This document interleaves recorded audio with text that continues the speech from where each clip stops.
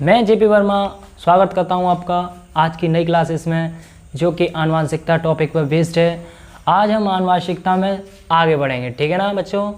ठीक है, आज हम क्या पढ़ेंगे? आनुवंशिकता के आगे बढ़ेंगे, ठीक है ना। आनुवंशिक, तो हमने आनुवंशिकता पढ़ लिया, बोलो तो जेनेटिक पढ़ लिया ना। क्या पढ़ लिया? जेनेटिक, ठीक है ना। आनुवंशिकता पढ़ लिया। अब आनुवंशिकता के बारे में आगे पढ़ेंगे भैया कि आगे आनुवंशिकता में क्या था, किसने योगदान दिया, इसका क्या मेन क्राइटेरिया था, ठीक है ना। आनुवंशिकता के बारे में तो हमने जान लिया, ठीक है भैया, जान लिया। फिर आनुवंशिकता के पिता कौन थे, जनक कौन थे, क्या किया था, जो आनुवंशिकता शब्द पढ़ा, ऐसा क्या घटना घटित हुई, वो सारी चीज़ें हम जानेंगे इसके बारे में। तो आनुवंशिकता के जो जनक हैं, कौन है? जनक, वो आपके कौन है? Gregor John Mendel. तो आज हमें जानना है सिर्फ और सिर्फ ग्रेगर जॉन मेंडल के बारे में, यानी मेंडल जी क्या थे, इन्होंने क्या योगदान दिया कि आनुवंशिकता शब्द पढ़ा, ठीक है ना। इसके जनक कैसे बन गए, आनुवंशिकता कैसे लिख डाली इन्होंने। तो आज इनके हम जीवन परिचय के बारे में आज बात करेंगे। इनका बायोडेटा क्या था, बैकग्राउंड क्या था, इन्होंने क्या किया, क्या नहीं किया, इन्होंने आनुवंशिकता में क्या अपना योगदान दिया, ये सारी बातें जानेंगे हम छोटे से पॉइंट्स के जरिए। कुछ पॉइंट्स को हम नोट डाउन करेंगे, ठीक है ना, तो जिससे पता चलेगी हमें कि इन्होंने क्या क्या अपने मुख्य उद्देश्य दिए, जिस कारण इन्होंने आनुवंशिकता शब्द रख दिया, ठीक है ना। तो मैं तुम्हें बता दूं, इनकी एक कहानी थी। क्या थी? एक कहानी थी। पता है क्या कहानी थी? कभी तुमने नोट्स वगैरह बनाए हैं? नोट्स वगैरह बनाते हो तो वो नोट्स क्यों बनाते हो, कभी सोचे हैं? नहीं सोचे? नोट्स वगैरह अगर तुम अच्छे से बनाओगे तो तुम्हारे आने वाले भाई बहन उन्हें देख करके कुछ सीखेंगे, ठीक है ना। नोट्स वगैरह इसलिए बनाए जाते हैं बहुत अच्छे अच्छे राइटिंग में, ठीक है ना, बहुत अच्छे अच्छे फेयर्स में, ठीक है ना, ये इसीलिए बनाए जाते हैं, ठीक है ना। तो इनका इनसे क्या लेना देना है, ठीक है ना। तो जो मेंडल जी थे वो बहुत ही मिडिल फैमिली के थे। मान के चलो मेंडल को एक लड़का है जो एक गरीब बालक है, बेचारा बहुत ही ज़्यादा गरीब है। क्या है? गरीब है, बहुत ज़्यादा गरीब है। इस कहानी को ध्यान से सुनना, जो मेंडल की कहानी है, ये बहुत ही ज़्यादा गरीब था, ठीक है ना। ये एक जो बालक है वो कितना गरीब था? बहुत ही ज़्यादा गरीब था। मैं थोड़ा ऑड लैंग्वेज बोल रहा हूँ, मतलब तुम्हारे समझ में आ जाए इसलिए, ठीक है ना। मैं ऐसे मेंडल जी का नाम थोड़ा ऐसा बोल रहा हूँ जैसे कि मैं बड़ा हो गया, ठीक है ना, ऐसा मत सोचना। मेंडल जी ही रहेंगे, उन्हें सर तो देना ही देना है, क्योंकि ये हमारे आनुवंशिकी के जनक रह चुके हैं, ठीक है ना, हमसे बड़े हुए, ठीक है ना। तो यहाँ पर मैं एक कहानी सुनाने जा रहा हूँ। एक कोई लड़का हुआ करता था जो एक गरीब फैमिली का था। किसका था? गरीब फैमिली का, ठीक है ना। उसके पास ना इतना पैसा था कि अच्छी शिक्षा प्राप्त कर सके, और ना उसके पास इतना पैसा था कि वो अपनी शिक्षा में ज़्यादा इन्वेस्टमेंट कर सके, ठीक है ना। तो इन्वेस्टमेंट करे तो ग्रेगर जॉन मेंडल से समय पर कुछ वैज्ञानिक थे जैसे लेमार्कनिज्म, डार्विनिज्म, ये कुछ ऐसे वैज्ञानिक थे जो बहुत ही ज़्यादा पैसे वाले थे। इनकी ज़्यादा सुनाई होती है। तुमने कभी सुना है कि गांव का प्रधान होता है वो पैसे वाला हो जाता है ना, तो उसकी लोग सब सुनते हैं। पैसे वाले व्यक्ति की हर एक कोई सुनता है। अगर वो ये कह दे नीम को भमूर, तो वो भमूर ही कहेगा, ठीक है ना। अगर मैं पैसे वाला हूँ, मेरी ना पूरी जगह सब जगह चलती है, मैं मान के चलो राष्ट्रपति हूँ, मान के चलो मैं पीएम हूँ, मैंने कहा कि ये कागज़ नहीं ये पेंसिल है, तो सब लोग क्या कहेंगे? पेंसिल है, ये क्या है? पेंसिल, ठीक है ना। तो क्या है मतलब उस समय की बात है, तो उस समय में ही जाना पड़ेगा। तो लेमार्क बहुत अच्छे वैज्ञानिक थे, वो कह देते थे कि ये तो सिर्फ वही रहता था और कुछ नहीं रहता था, ठीक है ना। तो मेंडल जी ने अपनी शिक्षा दीक्षा प्राप्त की अपने ऑस्ट्रिया नामक शहर में और ब्रेनो नामक शहर में इन्होंने, और एक चर्च में पादरी हो गए जो ऑस्ट्रिया का था, ठीक है ना। उसमें लगी क्यारियों में मटर के पौधे के अध्ययन किया इन्होंने, और कई सारी चीज़ें जानी। पता है क्या क्या जाना? वैसे ये देखा जाए तो एक गणितज्ञ थे, ठीक है ना। क्या थे? एक गणितज्ञ, यानी इन्हें गणित आना चाहिए बहुत अच्छे से, ठीक है ना। तो ये गणितज्ञ थे, लेकिन साथ ही साथ इन्होंने क्या किया? उन क्यारियों में लगे हुए बगीचों में मटर के पौधे, क्या? मटर के पौधे, उन पर उन्होंने अध्ययन करना स्टार्ट कर दिया। कैसे अध्ययन करना स्टार्ट कर दिया भैया? स्टार्ट ऐसे कर दिया, उन्होंने देखा हे भगवान ये पौधा कुछ लंबा है और ये पौधा कुछ बौना है, वो तो साथ ही साथ थे, पर ये ऐसा कैसे हो गया? कुछ तो बात है। नहीं भैया। फिर उन्होंने और भी चीज़ें देखी, और बड़े हुए, उन पे फूल आने लगे, किसी पे फूल लाल थे, किसी पे सफ़ेद थे। कन्फ्यूज़न हो गए वो तो बहुत ज़्यादा, बीज भी एक ही था, पौधे अलग अलग कैसे पहुंच गए? भैया ये तो बहुत बड़ा डाउट हो गया। तो उन्होंने इसी चीज़ को लेकर के उन्होंने कई सारे नियम दिए, ठीक है ना। मेंडल ने अपने नियम दिए, लेकिन उन्होंने अपने नियम प्रस्तुत किए। तो तुम्हें पता है, अगर किसी चीज़ को मान्य कराना है ना, तो किसी बड़े लोग के साइन तो कराने पड़ते हैं ना, है ना। तो किसी बड़े लोग के साइन के चक्कर में बेचारे मेंडल जी पहुँचे लेमार्किनिज्म के पास, और उन्होंने कहा कि ये लो, मैंने कुछ नियम दिए हैं, ज़रा इन्हें देखो तो सही, ये नियम मेरे सही हैं और इन्हें पास कर दो। तो उन्होंने देखा, सबसे पहले जो लेमार्क थे उन्होंने क्या कहा, मूर्ख बालक क्या करके ले आया? तो क्या कर रहा है? ये बायोलो है, क्या है? बायोलॉजी। बायोलॉजी क्या है? बायो जीवों से चुराया गया एक वर्ड, किससे? जीवों से। और लॉजी यानी लॉजिक, लोगो भाषा से। किससे? लोगो भाषा से, ठीक है ना। जीवों और लोगों से चुराया गया एक बायोलॉजी वर्ड है, ठीक है ना। तो तू कर क्या रहा है बे? ने कहा तो समझा कर। बड़े लोग ना अपने एटीट्यूड में बात करते हैं।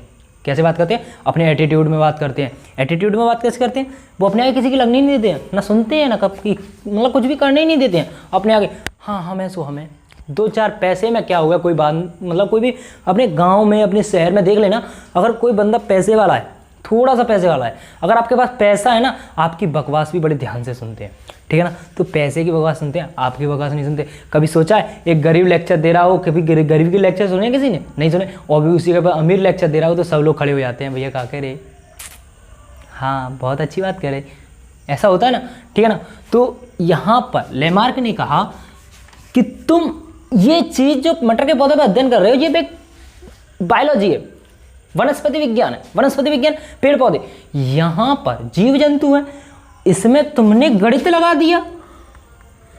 क्योंकि भैया जो मेंडल ने अपने नियम दिए थे ना, वो परसेंटेज में, सांख्यिकी रूप में तर्क निकाले थे बहुत सारे, ठीक है ना। तो गणितीय तर्क निकाले थे, तो उनकी उस परसेंटेज, उस अनुपात को देख करके उनके नियमों को खारिज कर दिया। लेमार्क ने कहा ये बायो है। क्या है? ये बायो है। इस बायो में गणित के नंबर होते हैं, वो नंबर का यूज नहीं होना चाहिए। गणित क्या है पता है? लेमार्क ने मेंडल को समझाया, 0 से लेकर के 9 तक की गिनती जहां पर भी आए वो गणित है। चाहे वो रास्ते पर 5 किलोमीटर लिखा हो, वो भी गणित है। मेंडल ने कहा, मेंडल से कहा, अब मेंडल से कहा तो मेंडल के फ्यूज से उड़ गए। मेंडल ने कहा भैया हमसे गलती हो गई भैया, गरीब फैमिली की, हम कुछ कह भी नहीं सकते, कर भी नहीं सकते। उन्होंने वहाँ से धक्के मार के उन्हें निकलवा के भगा दिया। फिर मेंडल जी ने थोड़े बहुत पैसे एकत्रित करके उन्होंने एक अपनी किताब पब्लिश करा दी, छोटी सी, जो कि थोड़ी सी पब्लिश हुई, ज़्यादा नहीं हुई, क्योंकि उन्होंने मतलब लोगों का ध्यान उस पर नहीं गया। तुम्हें पता है, अगर कोई चीज़ का एडवर्टाइजमेंट आज टीवी पर कर दे कोई हीरो या हीरोइन, ठीक है ना, अगर फेयर लवली का ऐड कोई हीरोइन करे तो, या कोई नई क्रीम्स का, तो लड़कियां बहुत खरीदती हैं। या किसी कपड़े का कोई हीरो कर दे तो वो ब्रांड बहुत ज़्यादा बिकने लगती है, चाहे वो लोकल ब्रांड हो या ओरिजिनल, उससे कोई डिपेंड नहीं करता, उसे हीरो ने पब्लिश किया, ठीक है ना, हीरोज़ ने पब्लिश किया तो वो बहुत अच्छे से मार्केट में वैल्यूज़ आ गई। अगर मेंडल के नियमों का अपनी तरफ से मौत ठोक के दे देते लेमार्क, तो उनके नियम वहीं चल जाते और उन्हें खिताब मिल जाता, ठीक है ना, उनके नियमों का एक पुरस्कार मिल जाता, ठीक है ना। तो उन्हें वो पुरस्कार नहीं मिल पाया, तो उन्होंने छोटी सी किताब में प्रकाशित कर दिया, जिसकी किताब की कोई वैल्यू नहीं थी, किसी ने देखी नहीं, किसी ने कुछ नहीं किया, और रद्दी में बेचना स्टार्ट कर दिया। तभी उसी समय की बात है कि मान के चलो कि हमारे 2 वैज्ञानिक हुआ करते थे, जिन वैज्ञानिकों का नाम है, हम क्या बताएं आपको, डी व्रीज और कॉरेंस। डी व्रीज और कॉरेंस, 2 वैज्ञानिक, डी व्रीज और कॉरेंस। और एक थे हमारे शेरमार्क, सॉरी गलती हो गई, थोड़ा मैं जीभ फिसल जाती है कैमरे के सामने, ऐसा लगता है ना जाने क्या कर डाला मैंने। क्या थे? शेरमार्क, डी व्रीज, कॉरेंस, ठीक है ना। ये कोई वैज्ञानिक थे। तो पता है क्या हुआ, कभी ऐसा होता है ना कि कभी साथ ही साथ तीन दोस्त जा रहे हों तो कभी चाय की दुकान मिल जाए तो उस पर सामने बैठ जाओ और बैठ करके चाय पीने लगो। चाय पीते पीते कुछ ना कुछ मतलब कोई भी चीज़ डली हुई उस पर नज़र पड़ ही जाती है, और उस नज़र ऐसी पड़ जाती है कि कुछ इंपॉर्टेंट दिख जाए, जैसे कभी तुम्हें सोने की चीज़ें दिख जाएँ, पैसे डले दिख जाएँ, तो बहुत जल्दी से फटाफट से उठा लेते हो, है ना। तो ऐसी चीज़ें ना बहुत अट्रैक्टिव करती हैं। चाय वाय पी रहे हो तो ऐसी जगहों पर ध्यान बहुत जल्दी जाता है। तो ऐसे डीवरीज, शेयरमार्क वगैरह कुछ निकले थे आनुवांशिकता की खोज में। डीवरीज, कॉरेंस व शेयरमार्क किसकी खोज में निकले थे? दैट्स इट, आनुवांशिकता की खोज में निकले थे। कौन? ये दोनों वैज्ञानिक। तो ऐसे ही रास्ते में वो चाय पीने के लिए बैठ गए। क्या बैठ गए? चाय पीने की चुस्की में बैठ गए। जब वो चाय पीने लगे तो नमकीन जब खा रहे थे तो उनकी एक नज़र उस किताब के पेज के पन्ने पर पड़ी, जिस पेज के पन्ने पर क्या लिखा हुआ था पता है? क्या? आनुवांशिकता। उस आनुवांशिकता के वर्ड को देखते ही उनके फ्यूज उड़ गए, उनके दिमाग के तोते उड़ गए। पता है क्या हुआ? क्या हुआ? उस चीज को देखा तो उनके फ्यूज उड़ गए, इन वैज्ञानिकों के, ठीक है ना, इन वैज्ञानिकों के फ्यूज उड़ गए। और पता है ये अचानक मन में गुस्सा होने लगे, एकदम से अचानक भड़बड़ा गए, एकदम से नया नया उन्होंने क्या देख लिया। वही जाहिर सी बात है, जिस चीज़ की खोज में निकले थे वही चीज़ उन्होंने देख ली। तो उनके दिमाग में क्या गया? पता है क्या गया? देखो मैं बताता हूँ क्या गया। उनके दिमाग में गया कि इसमें जिसकी हम खोज करने निकले हैं और वो खोज कोई और हमसे पहले कोई कर चुका है। सिंपल। यानी कि उन्होंने उस पेज को फटाफट से ऐसे करके ऐसे साफ किया, और साफ करते ही करते उन्होंने वो पूरे पेज को पढ़ा। फिर उसके और भी पेज मांगे, भैया चाय वाले भैया इसके और पेज दो। उन्होंने कहा नहीं है हमारे पास, इसकी एक किताब पब्लिश हुई थी, उस किताब को लाओ, ढूंढो। उन्होंने और सर्च किया और उनके घर तक पहुंच गए। कहाँ तक पहुंच गए? उनके घर तक पहुंच गए। और जब वो घर तक पहुंचे ना, तो उनके घर पर क्या था? मेंडल जी नहीं थे। अरे मेंडल जी कोई पिकनिक विकनिक में नहीं गए थे, मेंडल जी का देहांत हो चुका था उस समय पर। यानी कहने का मतलब ये है कि मेंडल जी ने जो मेहनत की थी, अपने नियम दिए थे और जो अपने जीवन का योगदान दिया था, उस योगदान का उन्हें कोई फल नहीं मिला। उसके बाद पहुंचे शेयरमार्क और डीवरीज एंड कॉरेंस। वो बोले मेंडल जी कहाँ हैं? मेंडल जी कहाँ हैं? अब वो घर वाले बोले मेंडल जी को अब ढूंढने आए हो, गाली वाली दे दी, पूरी जिंदगी का योगदान दे दिया, अब आ रहे हो उन्हें पूछते हुए कि मेंडल जी कहाँ हैं? मेंडल जी चल बसे, मेंडल जी कहाँ हैं? ठीक है ना। तो मेंडल जी को ढूंढते हुए आ गए। फिर उन्होंने कहा कि उन्होंने कुछ चीज़ें लिखी थी, वो चीज़ें कहीं रखी हैं क्या? तो मेंडल जी ने अपने जो नोट्स बनाए थे ना, वो बहुत ही अच्छे से संभाल के और बहुत ही प्रोटेक्ट करके रखे हुए थे, और बहुत ही साफ सुथरे नोट्स बनाए थे, जिन्हें नियमों के रूप में आज उल्लेखित किया जाता है।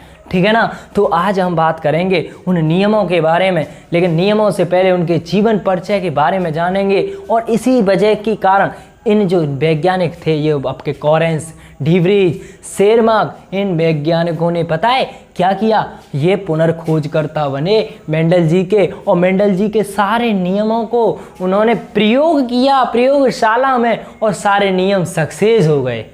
क्या हो गए? सक्सेस। लेमार्क ने वहां से निकाल दिया था कि तुम मेंडल जी कहते हो कि जो तुम कह रहे हो कि जो लक्षण 7 पीढ़ियों तक चलता है, चलो मैं आज जो हमारा चूहा है उसकी पूंछ को काट देता हूं मैं 7 पीढ़ियों तक। तो बताओ उस आने वाली पीढ़ी में पूंछ तो नहीं आनी चाहिए आपके अकॉर्डिंग, लेकिन वो तो पूंछ आ रही है। फंस गए बेचारे लेमार्क, सॉरी मेंडल फंस गए। ठीक है ना। तो वहाँ पर इनका देहांत हो गया था, जिसका बाद अब वो तो मतलब मायूस से लौट के आए थे, उसके बाद देहांत हो गया था।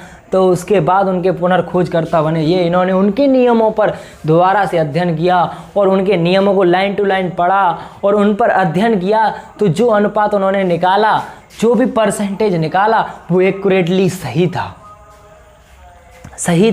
और वो नियम सारे सही सिद्ध हुए, जिस कारण आज मेंडल को आनुवांशिकता के जनक ग्रेगर जॉन मेंडल कहा जाता है। ठीक है ना, क्या कहा जाता है? आनुवांशिकता के जनक। यही था इनका जीवन परिचय। आज इनके कुछ पॉइंट्स लिख करके हम अपने नोट्स आउट क्लियर करेंगे। ठीक है ना बच्चों? ठीक है, याद रहेगा। तो हम कुछ क्या करते हैं, 1-2 पॉइंट लिखेंगे जिन पॉइंट्स की वजह से हमें याद रहे कि हमने जीवन परिचय लिख लिया। नंबर 1, इन्हें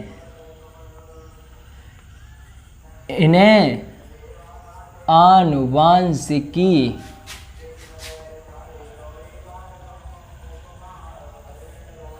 के जनक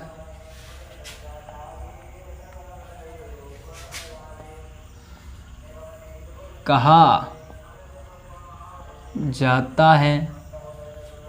नंबर 2 पॉइंट, इनका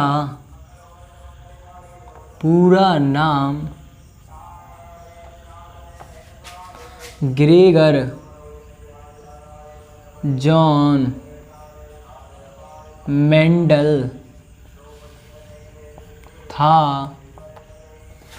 नंबर 3 पॉइंट, इनका जन्म 22 जुलाई 1822 में हुआ था। किस में हुआ था? 22 जुलाई 1822 ईस्वी में हुआ था। क्या हुआ था? इनका जन्म हुआ था।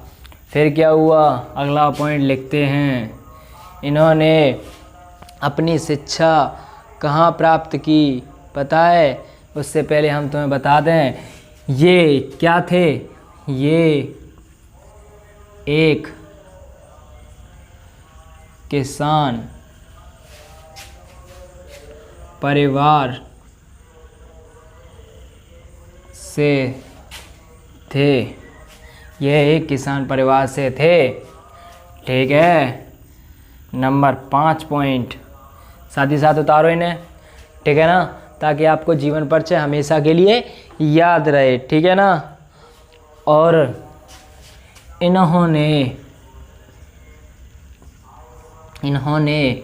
अपनी शिक्षा ब्रनो नामक शहर में पूर्ण की। ठीक है, 1 सेकंड के लिए वीडियो को पॉज करके आप इसको पूरा लिख सकते हैं ताकि मैं आगे बढ़ सकूं।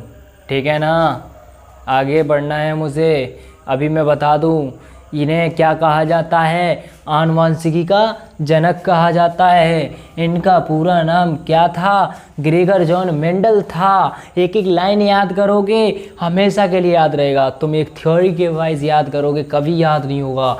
ठीक है। इनका जन्म 22 जुलाई 1822 ईस्वी में हुआ था। यह एक किसान परिवार से थे। इन्होंने अपनी शिक्षा ब्रनो नामक शहर में पूर्ण की थी। क्या की थी? पूर्ण की थी। याद हो गए? यही मटेरियल हमें अपने दिमाग में बिठा लेना है। ठीक है ना, हमें क्या करना है? अपने दिमाग में बिठा लेना है ताकि हम कभी ना भूलें। ठीक है ना। हमने 5 पॉइंट अपने क्लियर कर लिए। ठीक है ना, कितने कर लिए? 5 पॉइंट क्लियर कर लिए। इनकी शिक्षा पर पहुंच गए।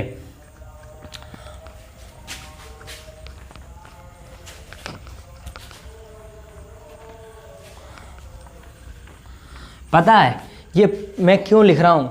आपका कोर्स पूरा हो जाए। ठीक है ना। नंबर 6 पॉइंट, ये क्या थे? ये एक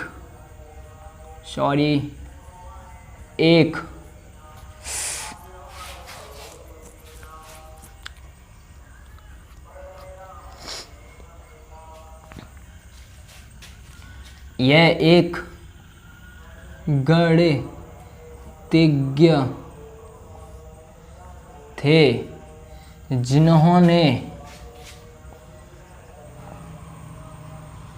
गणित व विज्ञान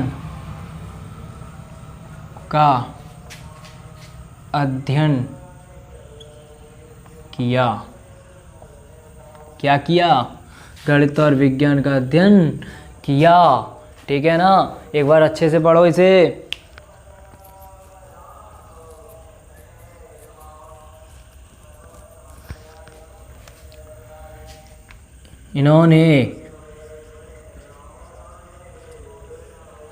इन्होंने ऑस्ट्रिया के वियना, मैंने थोड़ा गलत कर दिया, वियना नामक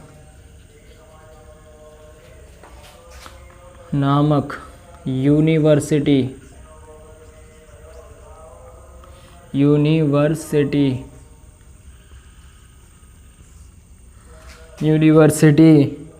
में शिक्षा दीक्षा पूर्ण की।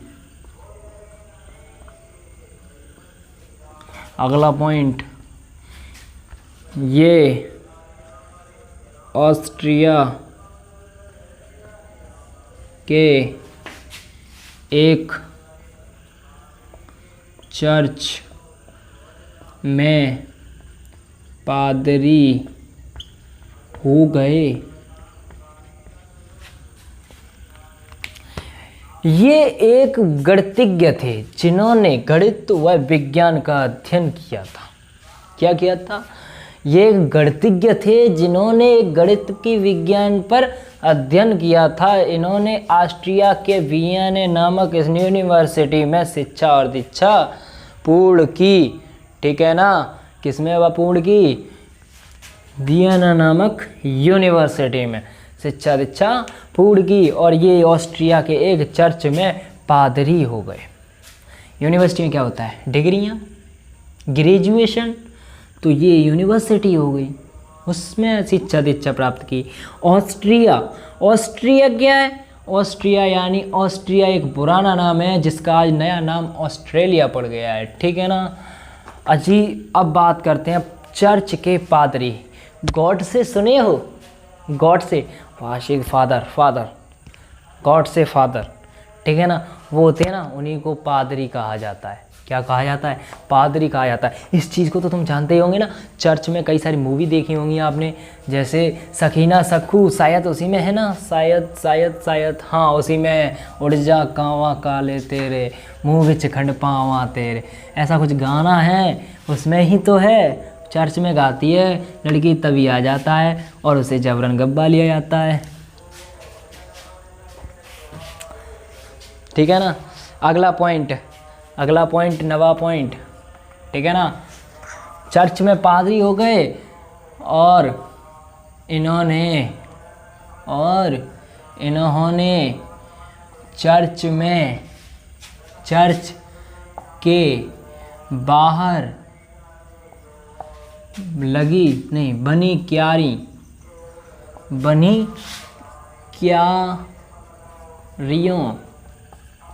बनी क्यारियों में इन्होंने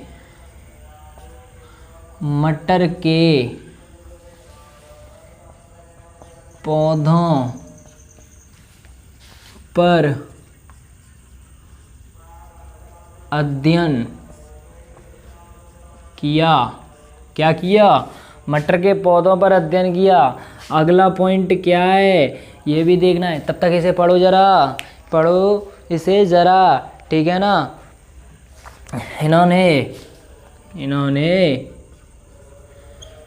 इन्होंने मटर के पौधे पर अध्ययन 1856 से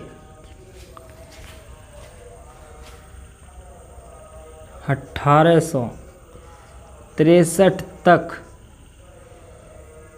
किया।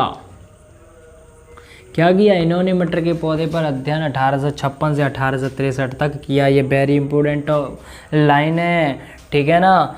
11वीं लाइन, इन्होंने 7 साल तक मटर के पौधे पर अध्ययन किया। पहला पॉइंट, ये इन्होंने चर्च के बाहर बनी क्यारियों पर इन्होंने मटर के पौधों पर अध्ययन किया। यानी आज अपने घर के बाहर आज हम क्यारियों में कुछ फुलवाड़ी लगाते नहीं हैं, तो फूल लगाते हैं, पौधे लगाते हैं, अपनी बालकनी को सजाते हैं ना। वैसे ही हम क्या करते थे, वहाँ पर मेंडल जी अपने चर्च के बाहर क्यारियाँ बनी हुई थी जिनमें क्या थे, मटर के पौधों पर अध्ययन किया था। इन्होंने मटर के पौधों पर अध्ययन 1856 से लेके 1863 तक किया। यानी कब तक किया? सिर्फ 7 साल तक इन्होंने अध्ययन किया। उन 7 सालों में इन्होंने अपने सारे निष्कर्ष निकालिए, सिर्फ 7 पीढ़ियों तक, ठीक है ना। तो अभी मैं इसे मिटा दूं क्या? 2 मिनट पॉज करके काम पूरा करो, ठीक है ना। ये लो, मैं हट गया, ठीक है।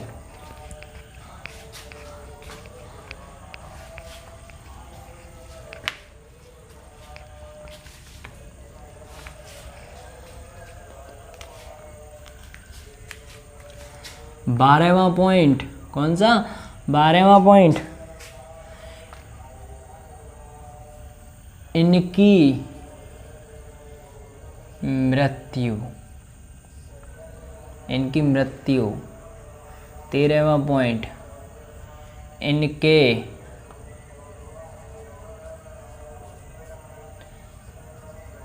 पुनर्खोज। और कुछ है? और कुछ नहीं। 2 मिनट का समय देता हूँ, सोचो।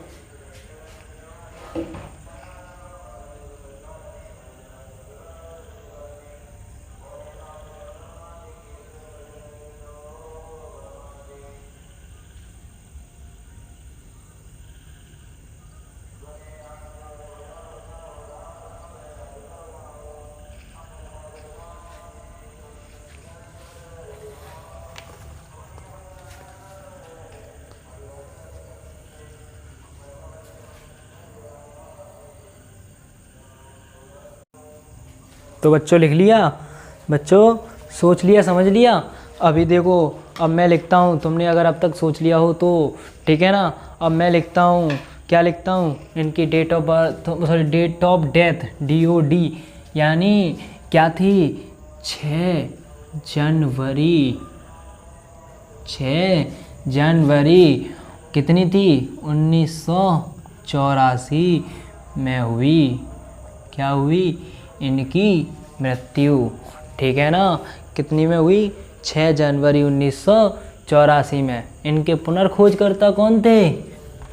इनके पुनर्खोजकर्ता 1900 में शेरमार्क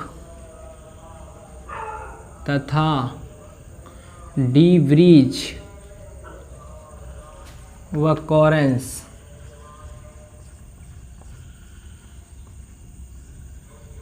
इनके पुनर्खोजकर्ता कहा जाता है। यहाँ पर आपके मेंडल जी का जीवन परिचय समाप्त होता है।